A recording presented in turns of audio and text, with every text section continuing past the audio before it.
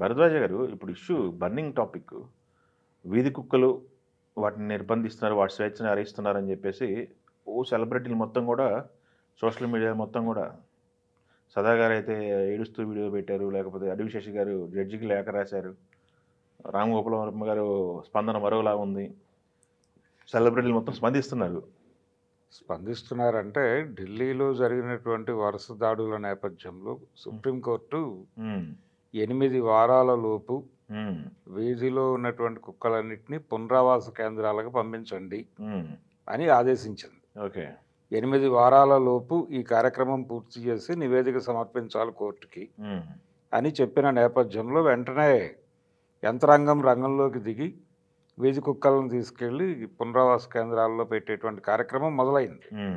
ఇది కేవలం ఢిల్లీ వరకే పరిమితం కాకుండా ఈ పరిస్థితి ప్రతి చోట వస్తుంది కాబట్టి ప్రతి చోట యాక్టివిటీ పెరిగింది. ఇప్పుడు ఈ పునరావాస కేంద్రాలకు తరలించడం అనేది పెరిగింది. దీనికి కారణం ఏంటంటే ప్రధానంగా వీధి కుక్కలు ఈ రోడ్ల మీద సంచరించేటువంటి వాళ్ళ మీద అడపాదడపా దాడులు చేయడం మనకు తెలుసు. అలాగే వాకర్స్ కూడా ఈ సమస్యను ఎదుర్కొంటున్నారు. మార్నింగ్ టైం ఈ వాకర్స్ మీద దాడులు చేస్తున్నాయి కొన్ని ప్రాంతాల్లో.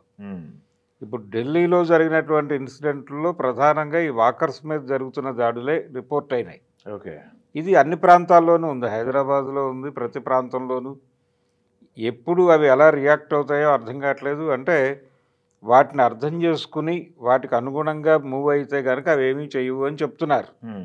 కానీ అవి ఎప్పుడైతే అరుస్తూ వెంటపడినాయో అవతల వాడికి ఆగి వాటిని కంట్రోల్ చేయాలి అనే దానికంటే గబుక్కుని అవాయిడ్ చేద్దామని పరిగెడతాడు. ఈ పరిగెట్టడం అనేది లీడ్ తీసుకుని అవి దాడి చేసేసిన సందర్భాలు ఉన్నాయి. చిన్నపిల్లల వీడియోలు చూస్తుంటే మరీ ఘోరం అయ్యి చిన్నపిల్లలు. మన హైదరాబాద్లో లాస్ట్ 2 years బ్యాక్ ఒక ఇన్సిడెంట్ జరిగింది, వీధి కుక్కల దాడిలో పిల్లలు చనిపోయి పిల్లోడు రోడ్డు మీదకి వచ్చాడు, కుక్కలు దాడి చేసేసినాయి, జరిగింది ఇన్సిడెంట్. అంటే ఒక మిలియనీర్ మీద కూడా దాడి జరిగి అతను కింద పడి బ్రెయిన్లో బ్లడ్ క్లాట్ అయ్యి అంటే క్లాట్ అవటానికి సంఘటన జరిగింది అక్కడ.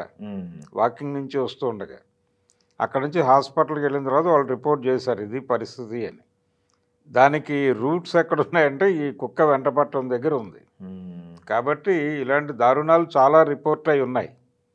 వీటిని ఎట్లా పరిశీలి చేయాలి అంటే కుక్కల్ని, వీధి కుక్కల్ని ఎలా హ్యాండిల్ చేయాలి అనే దానికి సంబంధించి, అంటే వాటిని ఏదో చంపేస్తేనో మరొకటి చేస్తేనో చేయొచ్చు, ఆందోళన పడవచ్చు, కానీ వాటిని తీసుకెళ్ళి రీహాబిలిటేషన్ సెంటర్లో పెడుతున్నారు కాబట్టి చాలా సందర్భాల్లో ఇవి ఇబ్బందికరంగా మారుతున్నటువంటి పరిస్థితి ఉంది చాలా ఏరియాల్లో. ఎందువలన అంటే ప్రొటెక్షన్ ఉంటుంది, ఆ ఏరియాలో ఎవరు రారు అని చెప్తున్నారు, కానీ ఎవరు రాలేని పరిస్థితి కూడా క్రియేట్ చేస్తున్నాయి. అంటే ఆ ఏరియాకి వెళ్ళాల్సినటువంటి బాధ్యత ఉంటుంది, ఏదో అవసరం ఉంటుంది, ఆ టైంలో అక్కడికి ఏదో ఇప్పుడు మనం స్విగ్గీ కుర్రాళ్ళు వీళ్ళు తిరుగుతూ ఉంటారు, వాళ్ళ మీద దాడులు చేస్తే ఏంటి పరిస్థితి?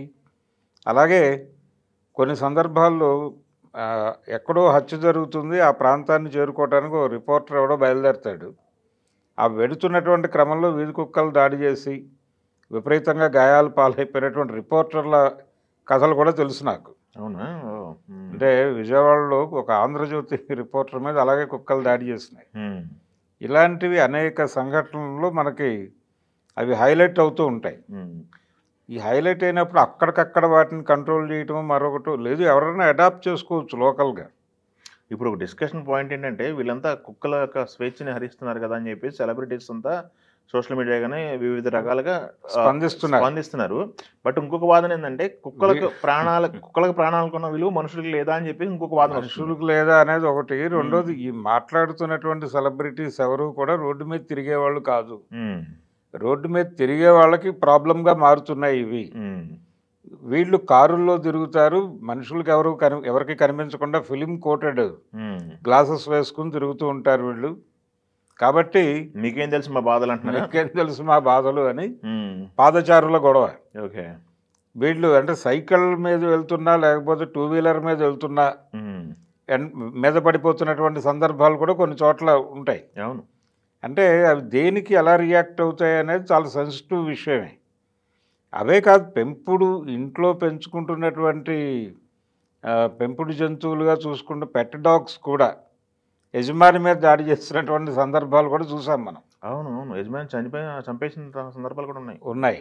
కాకపోతే కొంచెం జాగ్రత్తగా వ్యవహరించాలి.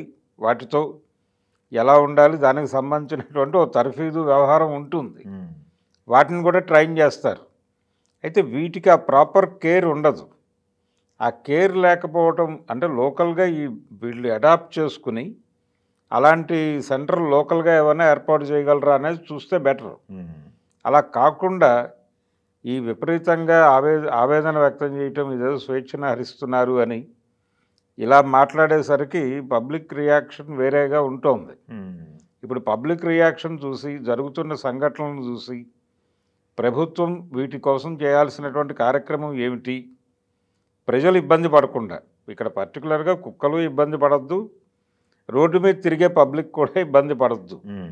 వీళ్ళిద్దరికీ ఇబ్బంది లేని ఒక మార్గం ఏదైనా ఉంటే దాన్ని సజెస్ట్ చేయటం మంచిది. కానీ సెంటిమెంటలైజ్ అయిపోయి వీళ్ళకి స్వేచ్ఛారిస్తున్నారు, వాళ్ళని స్వేచ్ఛారిస్తున్నారంటే మరి వీధిలో ఏదో పని మీద తిరిగేవాడికి ఇది కూడా స్వేచ్ఛే కదా.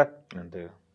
మరి వాడి పని వాడిని చేసుకొనివ్వకుండా వాడి విధి నిర్వహణకు అడ్డం పడిపోయి ఇవి దాడులు చేస్తుంటే ఆ ట్రీట్మెంట్ మళ్ళీ అదొక ప్రోగ్రాం.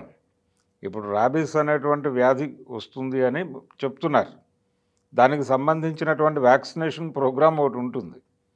అంటే వాటికి కూడా వ్యాక్సిన్ చేస్తున్నారా లేదా అనేది డౌట్. అవును. వాటికి అంటే వ్యాక్సినేషన్ జరిగిన కుక్కల కాటుకి పెద్ద ఇబ్బంది కాదు, కానీ వ్యాక్సినేషన్ జరుగుతోందా లేదా అనేది అనుమానం. ఇలాంటి విషయాల్లో శ్రద్ధ పెట్టండి. అంతే తప్ప ఇక్కడ కుక్కల స్వేచ్ఛను హరిస్తున్నారు అంటే మనుషుల స్వేచ్ఛ కూడా హరించుకుపోతోంది అక్కడ. కాబట్టి ఏది ప్రధానము అనేది నిర్ణయం తీసుకుని దాని ప్రకారం సెలబ్రిటీలు స్పందిస్తే బాగుంటుంది.